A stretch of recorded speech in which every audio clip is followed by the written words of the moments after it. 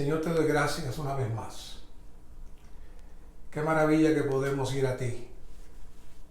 Que tú seas nuestra conexión, nuestro fluir, nuestra vida. Gracias que esta noche confiamos que tú traerás tu carga y traerás tu hablar. Oh Señor, danos un espíritu dócil, un espíritu abierto para escuchar y transmitir tu palabra. En tu nombre, Señor. Amén. Damos gracias al Señor por otra noche más que estaremos compartiendo. Esta noche tenemos el título Dios como nuestro alfarero soberano nos hizo sus vasos, sus recipientes, para que lo contuviéramos a Él.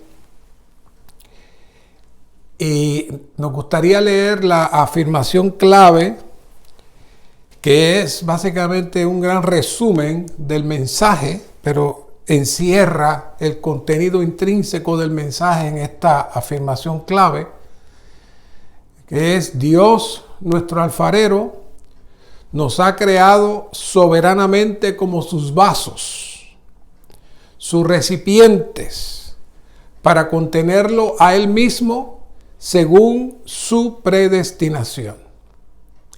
El propósito de Dios al crear al hombre fue hacerlo su vaso, su recipiente de barro, que contuviese a Cristo y fuese lleno de Él como vida, con miras a la edificación del cuerpo de Cristo, el gran vaso corporativo de Dios, cuyo fin es su expresión.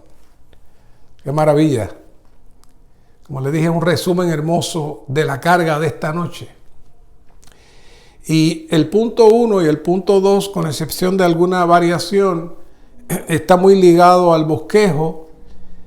Ya los demás puntos hemos ampliado otros aspectos sobre esta misma base. Así que el punto romano número 1 dice: Dios, nuestro alfarero soberano, tiene el derecho absoluto sobre nosotros, su objeto de alfarería. Es crucial que veamos una visión de la soberanía de Dios. La palabra soberanía no aparece en la Biblia. Sin embargo, el acto soberano de Dios en sus acciones sí son algo claramente distinguible para nosotros. Así que para poder identificar esa acción de Dios y ese hablar de Dios, el ministerio escogió la palabra soberanía. Y Jeremías 18, del 1 al 10, básicamente es la clave de este mensaje, en donde Jeremías se sintió triste, se sintió abrumado por ver el castigo que Dios estaba por infringir al pueblo de Israel.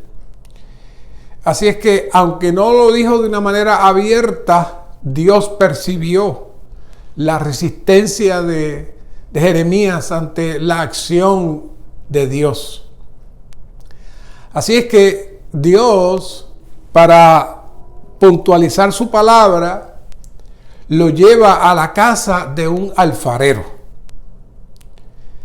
Y en Jeremías 18:4 dice que la vasija que él hacía de barro se echó a perder. Así que volvió a hacer de ella, es decir, de la que se había roto, otra vasija, según le pareció mejor al alfarero hacerla. De ese punto profundizaremos más, pero vamos a seguir con el fluir del bosquejo. En el 5 dice: y vino palabra de Jehová diciendo: ¿no podré yo hacer de vosotros, oh casa de Israel, como este alfarero? Declara Jehová. He aquí como el barro en manos del alfarero, así sois vosotros en mis manos, oh casa de Israel. El tipo más, uno de los tipos más completos de la iglesia es el pueblo de Israel.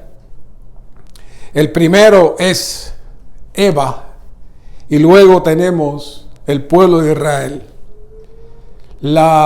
El tipo del pueblo de Israel en todo el Antiguo Testamento muestra no solamente el trato de Dios con el pueblo de Israel, sino también el trato de Dios con su iglesia. No solamente muestra el principio y el fin del pueblo de Israel, sino que también muestra el principio, el trato de Dios y la conclusión de Dios con su iglesia. O sea que corren paralelos.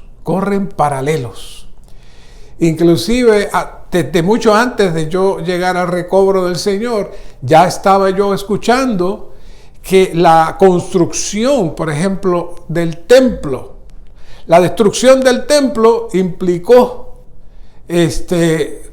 una persecución y un ataque grande contra la iglesia del Señor. Y poco a poco el Señor ha ido edificando su iglesia, el Señor ha ido laborando en su iglesia, y la edificación del templo en el futuro va a mostrar el trabajo de Dios con su iglesia, y luego la destrucción del templo nuevamente, otra persecución más para la iglesia. O sea que el pueblo de Israel y la iglesia corren paralelos, tanto en su historia, y entonces su historia se convierte en tipología para la iglesia. Así que cuando aquí Dios está hablando con Jeremías sobre él ser el alfarero del pueblo de Israel para formarlo y hacer con él lo que él considere mejor, entonces también necesitamos cambiarnos y pensar, está hablando también de la iglesia. Así que la soberanía se refiere a la autoridad, el poder y la posición ilimitados de Dios. Necesitamos tener esa visión clara. El poder y la posición ilimitados de Dios. Así que Él como soberano está por encima de todos, detrás de todo y en todo. Ya hablamos en el pasado de que la palabra Adán tiene varios significados, y uno de esos significados es barro rojo. Y es muy pertinente el que se utilice el término barro rojo, porque el alfarero típico trabaja con el barro. Así que nosotros somos una criatura que inicialmente, y luego vamos a ver por qué estoy diciendo inicialmente, nos formó como barro rojo, y como alfarero y nosotros como el barro, Él tiene soberanía de nosotros. Así que en ese proceso Dios se mueve para ir trabajando con nosotros, con su pueblo, hasta que finalmente Él pueda consumar el deseo de su corazón y llevar adelante su economía. En el punto B, Romanos 9, del 19 al 23, no vamos a leer todos los versículos, más adelante profundizaremos también en otros aspectos, pero aquí dice el verso: ¿quién resiste a su voluntad? Mas antes, oh hombre, ¿quién eres tú para que alterques con Dios? Dirá el objeto moldeado al que lo moldeó: ¿por qué me has hecho así?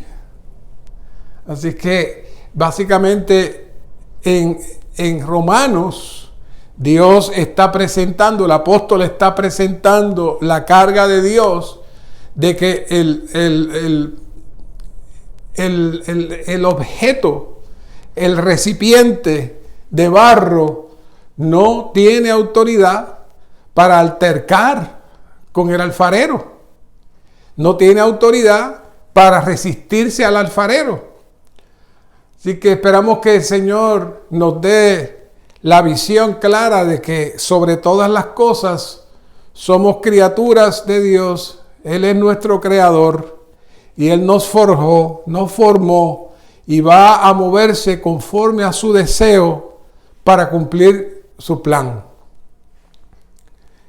En el libro de Levíticos hay muchos mandamientos y muchos de ellos, cuando Él estaba hablando las leyes, los mandamientos y los diferentes puntos, al final de cada aspecto decía, porque yo soy Jehová. Porque yo soy Jehová.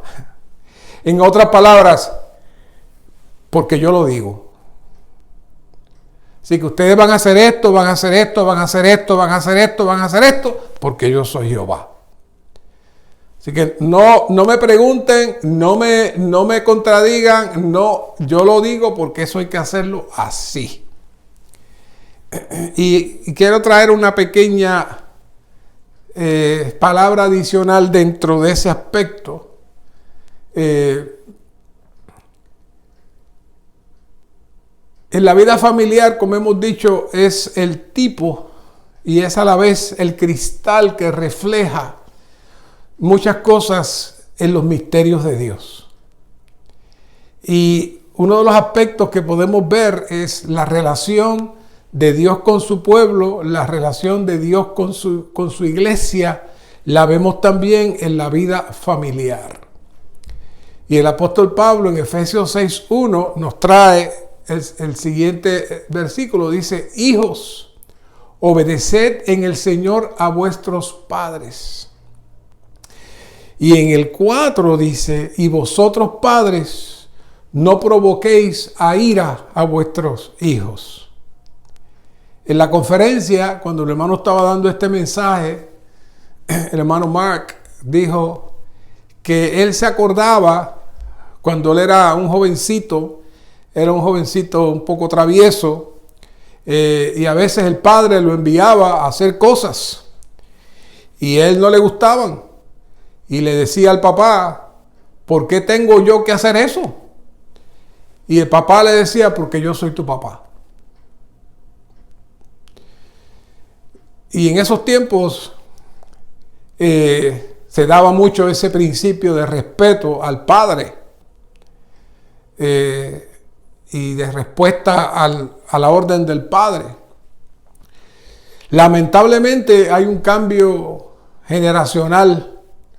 Hay un cambio de época y nuestros jóvenes y nuestros niños, influenciados por los medios de televisión, el teléfono, las películas, todo eso, comienzan a tener una percepción diferente de lo que es la autoridad.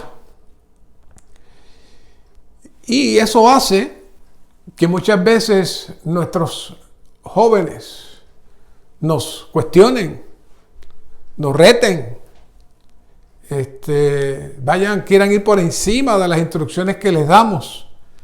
Eventualmente tienen consecuencias muy tristes, pero especialmente los padres, cuando están en ese proceso de tratar con sus hijos jóvenes, que se tornan agresivos, se tornan tercos, se tornan negativos, crea mucho enojo, crea mucho desespero.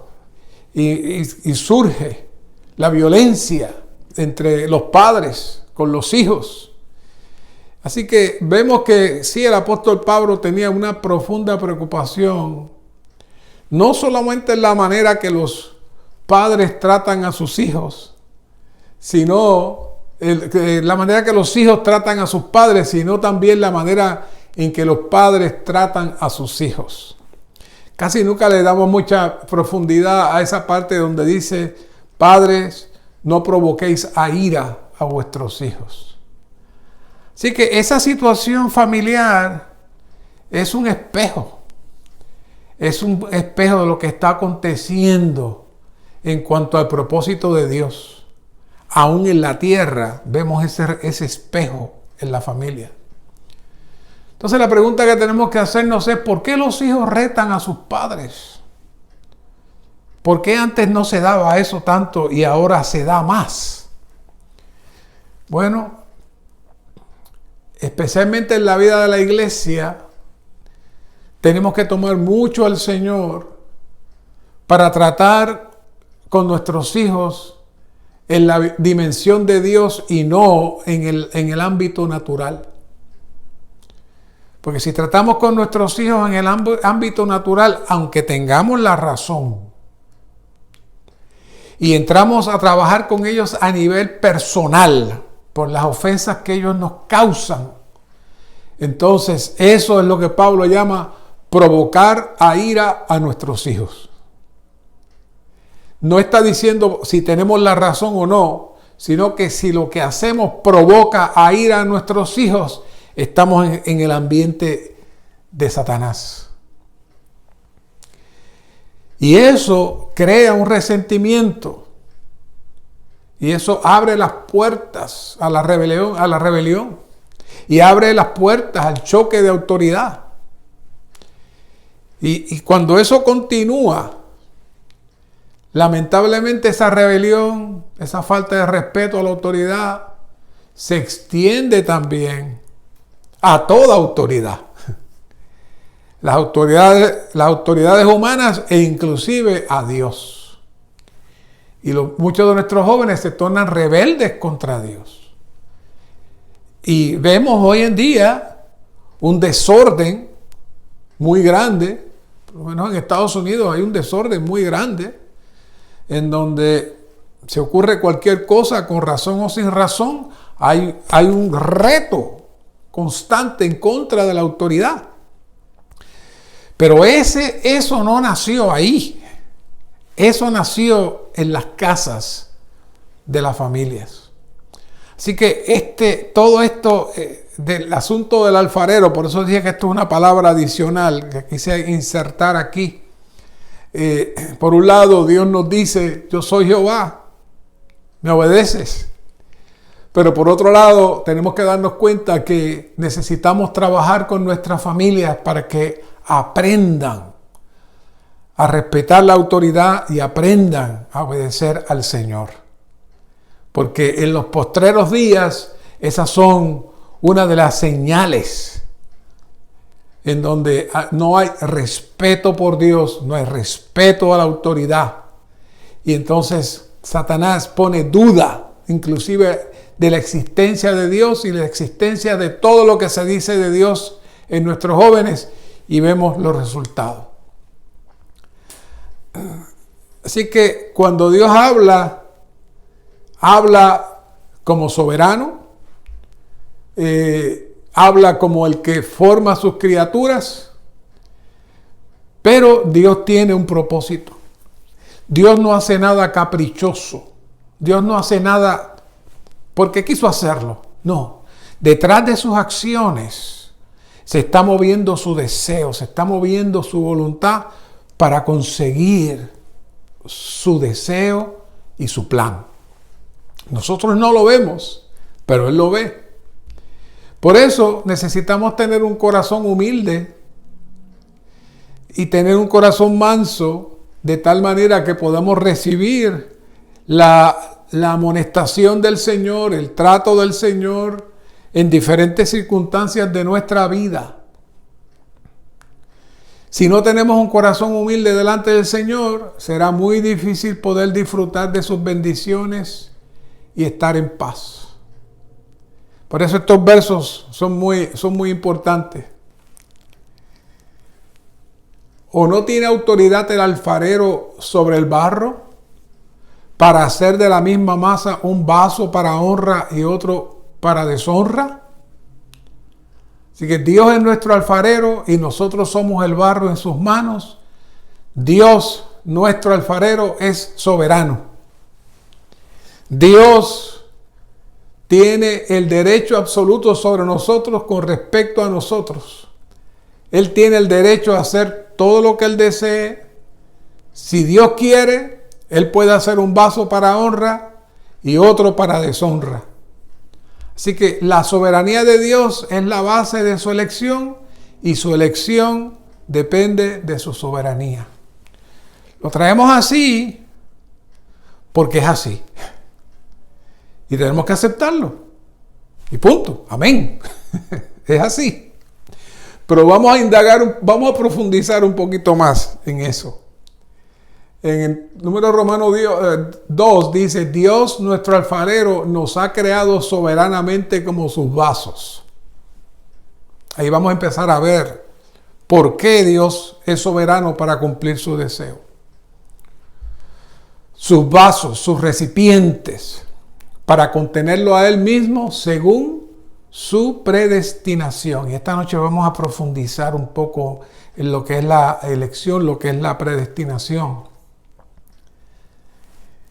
Así que la A dice, el propósito de Dios al crear al hombre fue hacerlo su vaso, su recipiente de barro, que contuviese a Cristo y fuese lleno de Él como vida, con miras a la edificación del cuerpo de Cristo, el gran vaso corporativo de Dios, cuyo fin es su expresión. Es básicamente, esencialmente, otra vez lo que leímos al principio.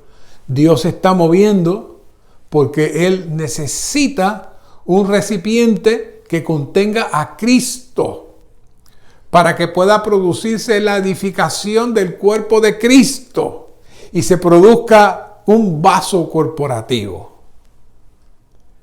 Así que el punto B dice que hay una enseñanza básica. Dios es el contenido mismo y nosotros somos los recipientes hechos para recibir el contenido. Debemos contener a Dios y ser llenos de Dios a fin de poder ser vasos para honra, santificados, útiles al dueño y dispuestos para toda buena obra. Este punto C es muy interesante. Dice, si no contenemos a Dios, ni conocemos a Dios como nuestro contenido, somos una contradicción sin sentido. Así que todas las 14 epístolas de Pablo pueden resumirse en 2 palabras: un vaso abierto. En Hechos 9:15, el Señor le dijo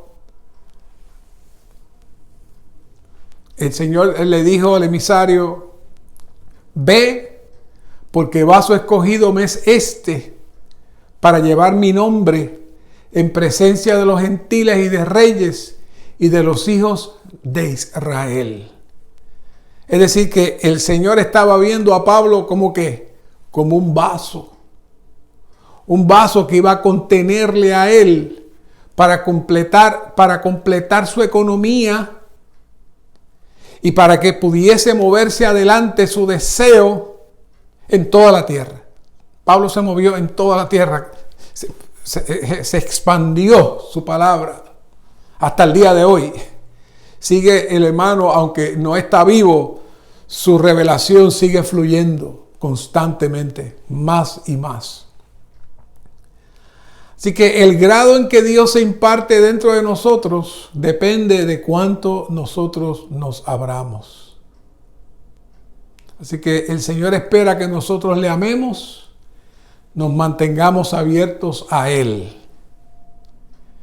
Pero cuando no tenemos hambre, no tenemos sed y estamos satisfechos como somos, entonces no hay manera de que el Señor pueda llenarnos. Es igual que si usted come en su casa y de pronto sale y lo invitan a otra casa y tienen un tremendo manjar y le dicen, ven a comer. Pero, es que yo acabo de comer, no me cabe más. Cuando estamos llenos de muchas cosas que no son Dios, es difícil que Dios pueda entrar. Así que Dios crea al hombre como un recipiente. Usualmente pensamos en un vaso, pero no necesariamente un vaso. El hombre en sí mismo es un recipiente. Y la imagen que más hemos utilizado, especialmente con los niños, es la imagen del guante. Así que es clara que la imagen del guante representa la existencia de una mano. Porque si no existieran las manos, no tendría sentido el guante. Así que si hay muchos guantes, pero la gente no tiene manos, pues entonces no tiene sentido la vida del guante. ¿Cierto? Pero de la misma manera que el guante es un recipiente en forma de una mano, el hombre es un recipiente en forma de Dios. ¡Qué maravilloso! El hombre es un recipiente en forma de Dios. Cuando Cristo se encarnó, Él se veía como un hombre normal. Pero para Dios, Cristo era el recipiente más completo del universo. Dice Colosenses 2:9, porque en Él habita corporalmente toda la plenitud de la deidad. Cristo era un recipiente, Dios hombre completo, lleno de Dios. Así que Dios crea al hombre con el propósito de que le contenga y que venga a ser un vaso corporativo. Cuando Dios ve a todos los hombres en la tierra, los ve como muchos recipientes vacíos en forma de Dios, pero sin contenido. Es igual que cuando tenemos ahora, especialmente en estos días de la pandemia, vemos comúnmente más guantes en las casas y aún en la basura, aún en el suelo vemos guantes. Hay muchos guantes, la gente está utilizando guantes, pero sabemos que si hay un guante o hay un guante tirado en algún lugar, es que alguna mano lo tuvo. Es decir, que deberíamos nosotros reaccionar cada vez que vemos un hombre y decir, ese hombre tiene la forma de Dios, así que Dios existe. La única diferencia que de la misma manera que hay muchos guantes sin manos, hay muchos hombres que no tienen a Dios dentro de ellos. Así que Dios tiene su meta y es que muchos hombres le reciban como su realidad.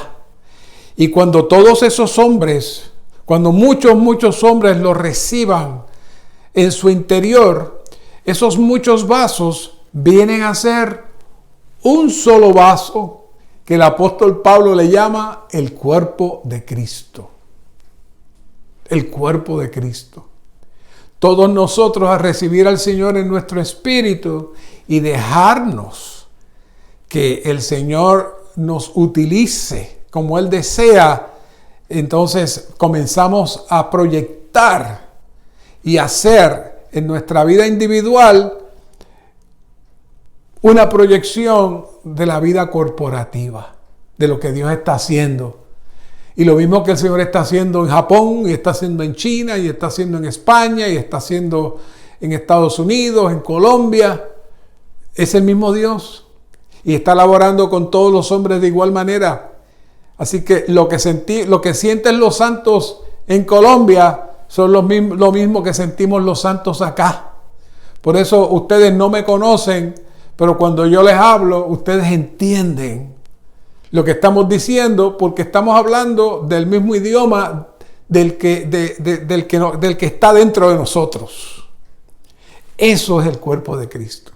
Una expresión múltiple de muchos vasos que hace un solo vaso corporativo. Pero claro, el alfarero no tiene muchos problemas, porque el alfarero agarra el vaso o agarra el barro y forma lo que él quiera hacer, y el objeto no se resiste. Lo que él está haciendo no protesta, ni le dice, me estás apretando muy duro, no me gusta esa forma, cámbiame la forma. Y cuando lo mete al horno no sale corriendo y dice, no, yo no voy para allá. O sea, el alfarero no tiene ese problema, pero Dios sí lo tiene. Porque sus criaturas tienen voluntad. No tienen el derecho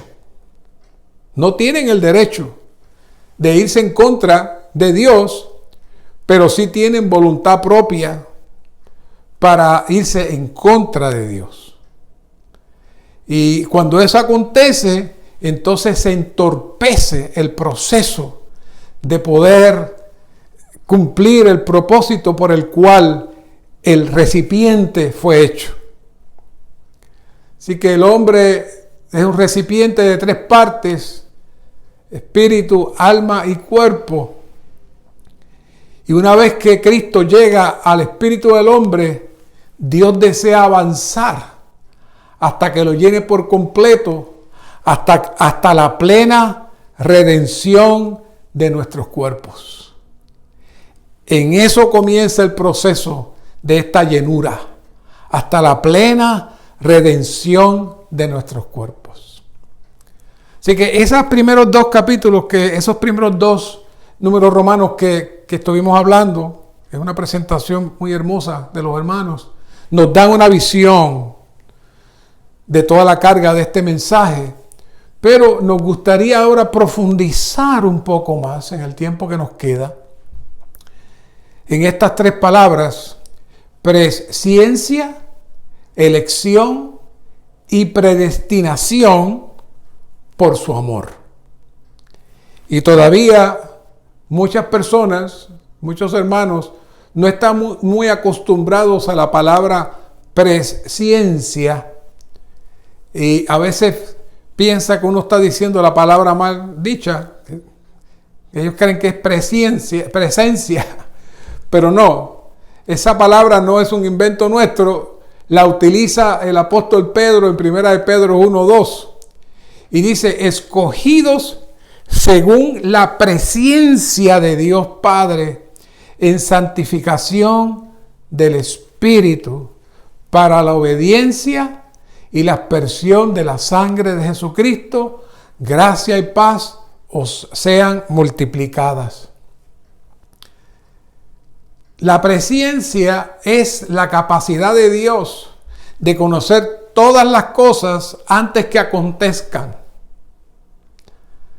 Así que cuando vemos esta expresión, escogidos según su presciencia, y ahí la palabra salió mal escrita, según su presciencia, nos abre una visión de la manera en que Dios nos eligió. Nuestra elección no fue caprichosa y sin razón alguna. No, Él utilizó su presciencia, su presciencia para llevar a cabo la elección.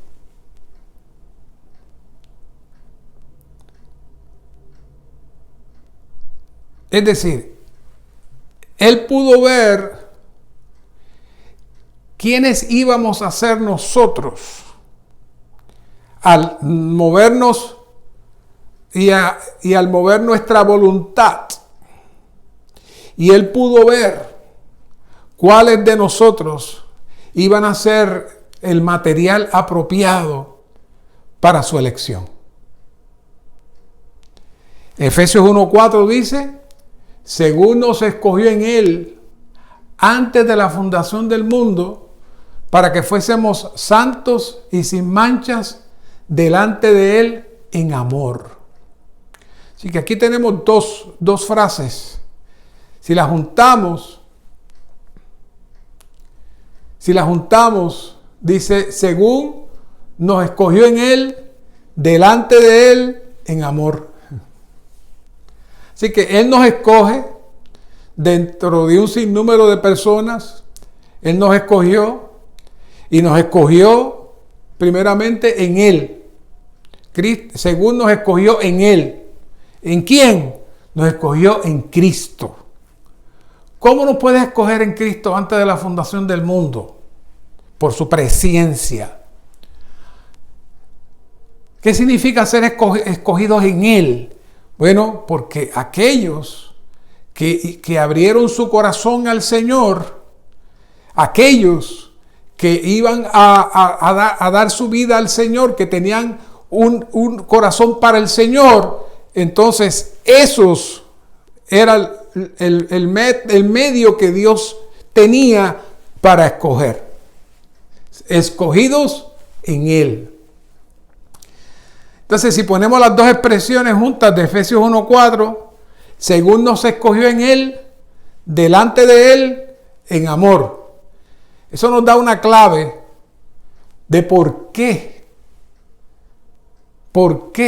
el Señor nos selecciona. Dios nos selecciona porque nos amó. Y nos amó al conocernos en su presencia. Romanos 9:11 nos da todavía un detalle mucho más específico. Y está hablando sobre el nacimiento de Jacob y Esaú. Y dice Romanos 9:11, aunque no habían aún nacido, ni habían hecho aún bien ni mal, para que el propósito de Dios conforme a la elección permaneciese, no por las obras, sino por el que llama. Dice, se le dijo, el mayor servirá al menor. Y aquí es que está la clave. Según está escrito, a Jacob amé, mas a Esaú aborrecí.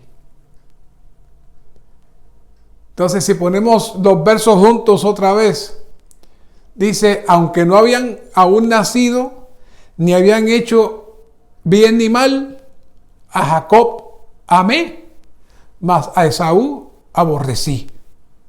Entonces la pregunta es, ¿cuándo Dios amó a Jacob? ¿Cuándo lo amó? Y la otra pregunta es, ¿por qué lo amó? Bueno, Dios amó a Jacob porque Dios pudo ver el corazón de Jacob en su presencia. Y Dios pudo ver el corazón de Esaú en su presencia.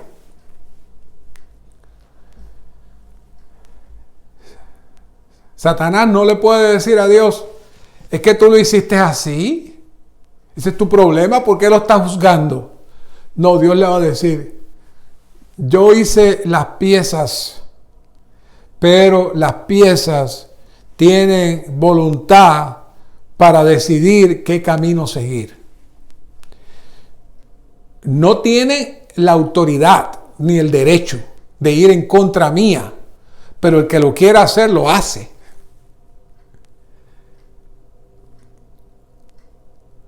Y él vio en Jacob y vio en Esaú quién tenía el corazón apropiado para amarle a él. Y por eso dice que a Jacob amó. ¿Cuándo lo amó? Él lo amó en su presencia. Él lo amó cuando vio el amor de Esaú hacia él.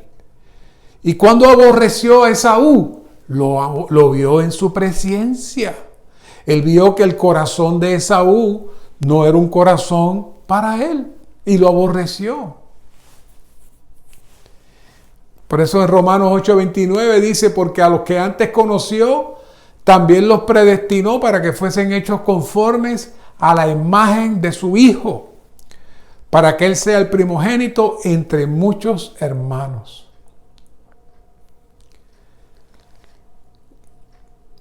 Marcar de antemano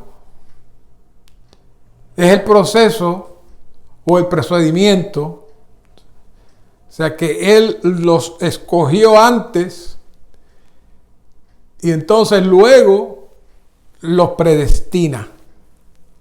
Así que la elección se da primero y luego entonces Él los predestina para un propósito.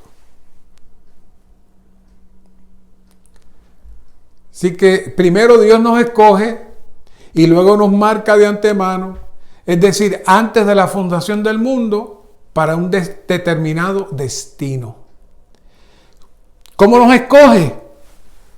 Mirando nuestro corazón y mirando que tenemos el potencial para desarrollarnos conforme a su deseo y conforme a su plan.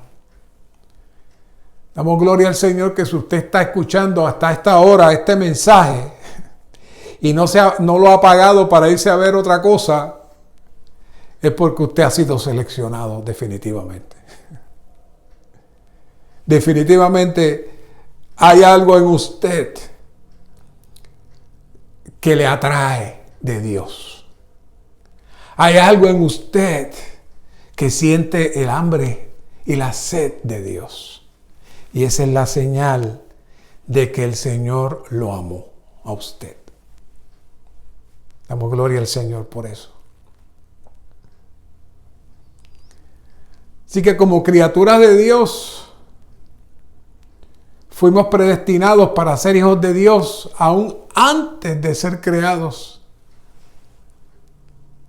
Y entonces Dios nos entra en el proceso de la regeneración para que participemos de su vida. Y eso nos hace entonces, nos entra entonces en la filiación y nos lleva a tener la posición de hijos. En este punto C dice, desde su amor hasta su misericordia. Efesios 2:4. Pero Dios, que es rico en misericordia, por su gran amor con que nos amó. Dice el versículo hasta ahí. En misericordia por su gran amor con que nos amó. Yo sé que ustedes han leído estos versículos, pero yo sé que quizás no estuvimos pensando cuándo fue que Él nos amó. No fue cuando usted nació que Él lo amó. Él lo amó desde antes de la fundación del mundo. Y cuando usted nació, ya Él lo estaba amando. Pero aquí ocurrió algo, dice en Efesios 2:5, aún estando nosotros muertos en delitos, nos dio vida juntamente con Cristo. Por gracia habéis sido salvos. Y juntamente con Él nos resucitó y asimismo nos hizo sentar en los lugares celestiales en Cristo Jesús. O sea que aquí está todo el proceso de Dios desde su elección. Y esta nota es muy reveladora, lo que el ministerio dice aquí. Primero dice, el objeto del amor, y cuando dice el amor se refiere al amor de Dios hacia nosotros, debe estar en una condición que inspire amor.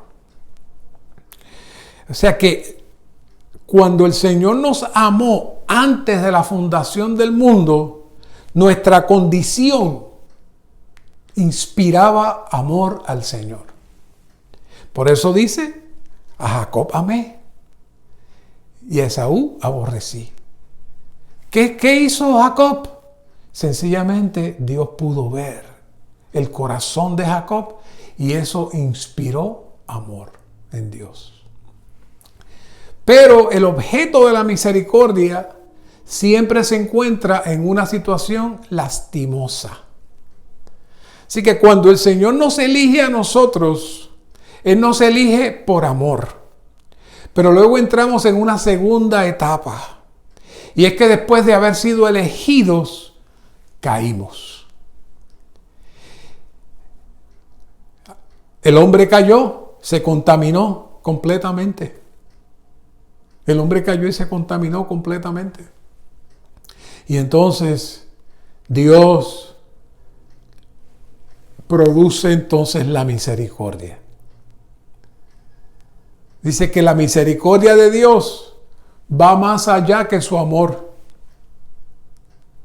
Así que Dios nos ama porque somos el objeto de su elección. Pero debido a que caímos, llegamos a ser despreciables, incluso estar muertos en nuestros delitos y pecados. Por lo tanto, necesitábamos de la misericordia de Dios. Debido a su gran amor, Dios es rico en misericordia para salvarnos de nuestra posición miserable y traernos a una condición que se propicia para su amor. El miércoles pasado, compartiendo con los jóvenes, quizás ustedes pueden escuchar estos mensajes también más adelante, les traía qué pasó ahí en ese evento que estamos leyendo aquí. Y les traje una historia de una joven en Oriente, que se vistió de novia. Allá pues las costumbres son un poco diferentes a las nuestras. Así que la novia iba camino hacia el sitio donde se iba a hacer la ceremonia, pero en el camino fue interceptada, fue raptada, fue violada, fue dejada tirada en el suelo, toda destruida, mal. Así que la boda no se pudo llevar a cabo. Pero en una entrevista que se le hizo a ella, ella cuenta cómo su novio vino donde ella, la ayudó, la levantó y finalmente ya se restauró. Volvieron a tener entonces otra ceremonia y ella finalmente se casó con su novio. ¿Ven los dos efectos? Por un lado, él tenía amor hacia ella. Pero cuando la vio en la condición caída en que estaba, él tuvo misericordia hacia ella. Y finalmente, por el amor y por la misericordia, ellos volvieron a estar juntos y se consumó esa boda. Dios está haciendo lo mismo con nosotros. De hecho, nos está vistiendo como novia. Nos está preparando como novia, aunque estuvimos pero bien mal. Estuvimos en una condición terrible, pero Él nos está vistiendo, nos está preparando, nos amó, tuvo misericordia. ¿No es hermoso? ¿Cuál es la base para que el Señor tuviera amor para nosotros? Hay unos versículos que nos pueden dar unas ideas. Mateo 5:8, el de las bienaventuranzas. Bienaventurados los de corazón puro, porque ellos verán a Dios. Ahí está. Ahí está el primero. Quizás cuando vemos esto de corazón puro pensamos ahora, pero Dios estaba mirando nuestro corazón desde antes de la fundación del mundo. Si somos puros de corazón, al buscar al Señor, el Señor se revela a nosotros. Esta es una recompensa, dice la nota, para los de corazón puro. Esta bendición es tanto para hoy como para la era venidera. Tener un corazón puro es tener un solo propósito. Esto es tener como única meta hacer la voluntad de Dios para su gloria. Se tiene un corazón así para el reino de los cielos. Nuestro espíritu es el órgano con el cual recibimos a Cristo, mientras que nuestro corazón es el terreno donde Cristo crece como semilla de vida. Así que en su presencia, Dios miró y dijo, en ese terreno me conviene. Ese terreno yo lo quiero. Ese terreno lo amo. Es para mí. Y nos separó. Después de la caída, necesitamos ver que hay dos clases de santificación y eso es bien importante que lo tengamos claro. Primero, el primer proceso de la santificación fue mucho antes de que fuéramos justificados en la cruz por Cristo. El proceso de la santificación inicial fue en el momento que el Señor envió el Espíritu para buscarnos. Como el que está buscando la moneda perdida y la encuentra. Ese acto del Espíritu de buscarnos, ese es el primer proceso de santificación. Así que ese proceso ocurre antes de ser justificados y entonces eso nos lleva al proceso de la redención. Cuando una vez que el Señor toca nuestro corazón, recibimos al Señor, Entonces el Señor comienza el segundo proceso de santificarnos subjetivamente, internamente, en toda nuestra manera de ser, y eso nos va a tomar toda la vida. Esa es la vestidura de la novia. Esa es la vestidura de la novia. Así que primero Dios nos escoge y luego el Espíritu nos santifica después que somos justificados. Y por último, ese Espíritu sigue elaborando para completar en nosotros la santificación subjetiva. Todo eso vino por el amor de Dios y la misericordia de Dios. Y eso viene por una operación del Dios triuno. Y esto es una nota del estudio vida de Primera de Pedro, que me pareció muy bueno para que ustedes la tuvieran. Dice, basándonos en Primera de Pedro 1 y 2, podemos hablar de la operación, la obra energética del Dios triuno, puesto que aquí vemos la elección del Padre, la santificación del Espíritu y la redención del Hijo. Estas tres acciones constituyen la operación del Dios triuno. La elección del Padre se llevó a cabo antes de la fundación del mundo. Esta elección fue según la presciencia de Dios. Y ya sabemos por qué nos eligió.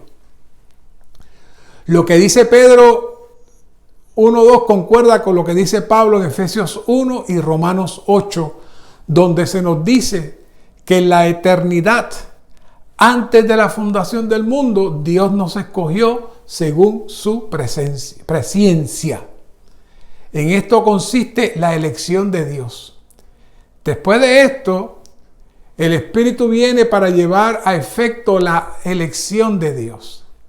La elección de Dios tuvo lugar en la eternidad antes de la fundación del mundo, mientras que la santificación del Espíritu acontece en la esfera del tiempo. Es decir, después que usted nace, el Espíritu comienza a buscarlo a usted.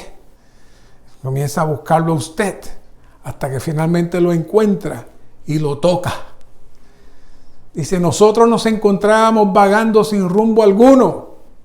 Y un día el Espíritu vino a nosotros para cumplir la elección de Dios. Como resultado, nos arrepentimos, creímos y fuimos rociados con la sangre de Cristo que derramó en la cruz. Así pues, tenemos el mover del Padre, del Espíritu y del Hijo. Esta es la operación que realiza la Trinidad de la Deidad en su pueblo escogido, en sus elegidos, a fin de que ellos participen de su plena salvación. Eso es lo que se manifiesta ahí en Primera de Pedro 1 y 2. ¿No es maravilloso? Todo el plan de Dios desde la eternidad pasada hasta nuestros días. Por eso cuando traímos los versículos de Romanos 1 y Romanos 2, del bosquejo, sonó un poco fuerte decir Dios es soberano, Dios hace lo que quiere, no contradiga.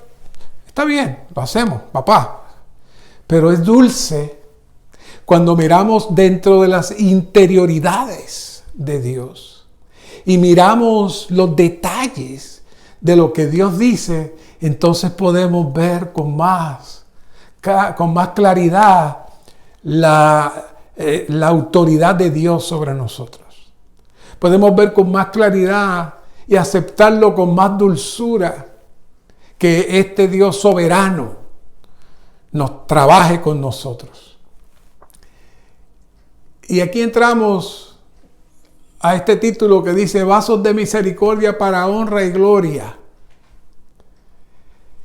1 Timoteo 3:15 dice, pero si tardo, escribo para que sepas cómo uno debe conducirse en la casa de Dios, que es la iglesia del Dios viviente, columna y fundamento de la verdad.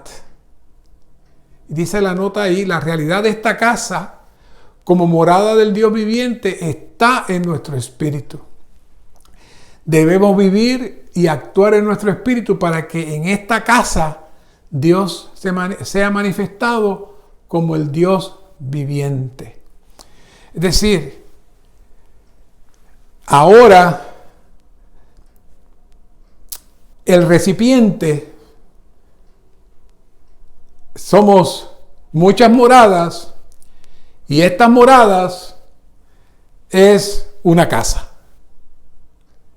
Así que ahora quizás estamos pensando en un vaso, pero ahora estamos hablando de cuartos de esta casa. Pero no deja de ser un lugar para contener algo. Y esta casa tiene como morada al Dios viviente.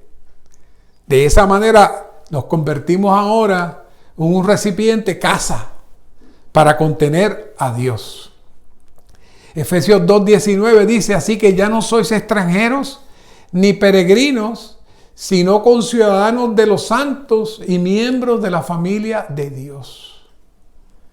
Otra vez, la expresión miembro de la familia de Dios habla de una familia y habla de una casa. Así que tanto los creyentes judíos como los creyentes gentiles son miembros de esta casa. Y esta casa, usted está cansado, está todo el día trabajando, y cuando usted llega a su casa, usted siente el disfrute y siente la paz de llegar a su casa y reposar. Así que todos nosotros nacimos y fuimos elegidos y escogidos, no solamente para que el Señor sea nuestro contenido, sino para venir a ser la casa de Dios, para disfrutar las riquezas de Dios. Así que el proceso de elección, predestinación de Dios para nosotros, la formación, la santificación de Dios con nosotros, tiene un objetivo. No es solamente para Dios, es para que nosotros también podamos disfrutar de las riquezas de este Dios que se suministra a nosotros. Así que una vez que nosotros comenzamos a recibir ese suministro, ese es el mover y la expresión del reino de Dios. De todos los creyentes nacidos en la casa de Dios, los cuales tenemos nuestras responsabilidades de vida. Pero esto es una casa corporativa. Los muchos vasos individuales vienen a ser esta casa corporativa y viene a formarse entonces el reino de Dios. Todo eso viene por el amor de Dios. Efesios 2:20 dice: edificado sobre el fundamento de los apóstoles y profetas, siendo la piedra del ángulo Cristo Jesús mismo. Así que este segundo proceso de la santificación nos habla que una vez que este espíritu comienza a producir, a trabajar en nosotros, después de ser regenerados, este espíritu trabaja en nosotros, nos suministra la vida para que el cuerpo de Cristo, que a su vez es la casa de Dios y es la expresión de Dios y es la habitación de Dios, pueda crecer en vida. Como casa de Dios, la iglesia está siendo edificada. Así que el crecimiento y la edificación no son asuntos separados, porque el crecimiento del cuerpo es la edificación de la casa. Así que, como el cuerpo de Cristo, la iglesia crece como vida, pero como crecimiento y formación, la iglesia está siendo edificada. Y todo eso es esta segunda operación del Espíritu santificando en nosotros. Segunda Timoteo 2:20, pero en una casa grande no solamente hay vasos de oro y de plata, sino también de madera y de barro, y unos son para honra y otros para deshonra. Y aquí la cosa se nos pone un poquito más apretada. Dice la nota: la casa de Dios, definida en Primera de Pedro 3:15, Primera de Timoteo 3:15, 16, es la iglesia genuina en su naturaleza divina y su carácter esencial como fundamento de la verdad, mientras que la casa grande, aquí mencionada, se refiere a la iglesia deteriorada, la cual se caracteriza por el hecho de haberse mezclado con el mundo y se ve representada por el árbol anormalmente grande en Mateo 13, 31 o 32. O sea que cuando habla de esta casa grande, está hablando de que hay una mezcla ahí de vasos que no se supone que surja. Dios ahora está produciendo su iglesia fuera de esa casa grande. Pero aquí nos dice, los vasos de honra están constituidos tanto de la naturaleza divina, oro, como de la naturaleza humana redimida y regenerada, plata. Estos vasos, tales como Timoteo y otros creyentes genuinos, constituyen el firme fundamento que sostiene la verdad. Romanos 9:23, para dar a conocer las riquezas de su gloria sobre los vasos de misericordia que Él preparó de antemano para gloria. Así que Él nos escogió de antemano para que fuésemos vasos de honra, para que lo pudiéramos contener. Así que dentro de muchos vasos, el Señor nos amó, nos seleccionó para que fuéramos esos vasos de honra, que eventualmente los muchos vasos juntos forman el cuerpo de Cristo, la casa de Dios. Todo eso viene de su misericordia, de su amor, no por nuestros esfuerzos, no porque tengamos nada especial, sino que el Señor conoce, el Señor sabe y Él elige. Así que debemos adorar a Dios y dar gracias al Señor por su misericordia. Y que finalmente, en un momento dado, participaremos también de esta gloria que nos lleva, que comienza siendo vasos de honra. Dice 2 Timoteo 2:21, así que si alguno se limpia de estos, será un vaso para honra, santificado, útil al dueño y dispuesto para toda buena obra. Dice, vaso de honra se distingue porque se refiere a la naturaleza, santificado a la posición, útil a la práctica y dispuesto al adiestramiento. Así que este proceso de adiestramiento nos va llevando primeramente de vasos de barro, donde nacimos todos. Luego vamos progresando a vasos de madera, pero luego la plata nos lleva a otro nivel de transformación por la redención de Cristo. Y finalmente el Señor completará su trabajo y convertirnos en vasos de oro, los cuales implica tener la naturaleza divina. Pero volviendo otra vez a la imagen de Jeremías 18, muchas veces la única manera que Dios tiene para convertirnos a nosotros en vasos de honra es rompiéndonos y volviendo a comenzar con nosotros. Fíjense cómo dice en el 18:4, pero la vasija que él hacía de barro se echó a perder en manos del alfarero, así que volvió a hacer de ella otra vasija, según le pareció mejor al alfarero hacerla. Dios seguirá trabajando con nosotros. Yo personalmente puedo testificar que me han roto varias veces. Y todavía el Señor sigue trabajando. Sigue trabajando. Y aún si somos vasos testarudos, el Señor va a seguir trabajando con nosotros aún después de su venida.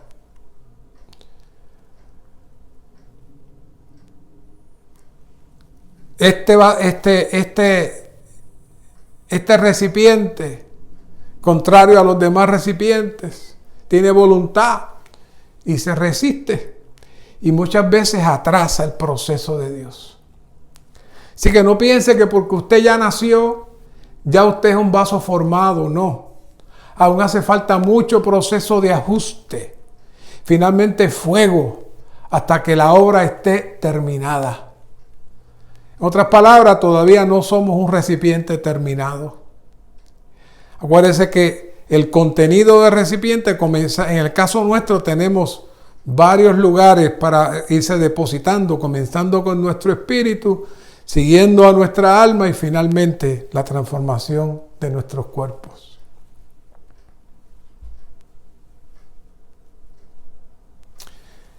Si nosotros nos resistimos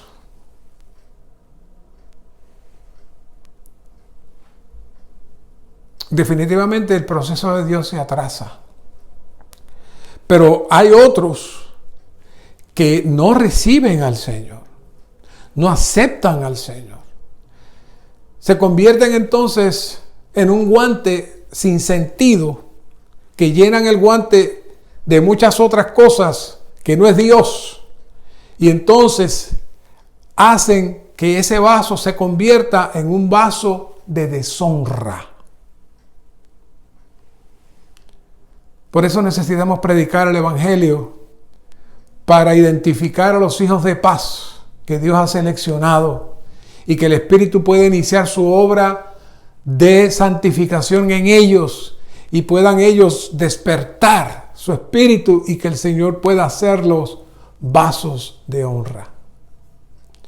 Primera de Juan 3:2 dice: amados, ahora somos hijos de Dios y aún no se ha manifestado lo que hemos de ser. Sabemos que cuando Él se manifieste, seremos semejantes a Él, porque le veremos tal como Él es. Puesto que somos hijos de Dios, seremos como Él en madurez de vida cuando Él se manifieste. Ser como Él es lo que hemos de ser. Esto no se ha manifestado todavía. Esto indica que los hijos de Dios tienen un gran futuro con una bendición aún más espléndida. No solamente tendremos la naturaleza divina, sino también portaremos la semejanza divina. Así que participar de la naturaleza divina ya es una gran bendición y disfrute, pero ser como Dios y ser portadores de su semejanza será una bendición y un deleite aún más grande. O sea que Dios va a seguir trabajando con este vaso y la redención de nuestros cuerpos nos va a completar para ser como Él es. Con esto termino. El enemigo podrá decirnos: ay, pero yo soy tan flojo, yo no creo que yo soy elegido, entonces yo no sirvo para nada, yo no tengo... Si usted está escuchando este mensaje, usted es de estas ovejas. Juan 10:27. Mis ovejas oyen mi voz y yo las conozco y me siguen.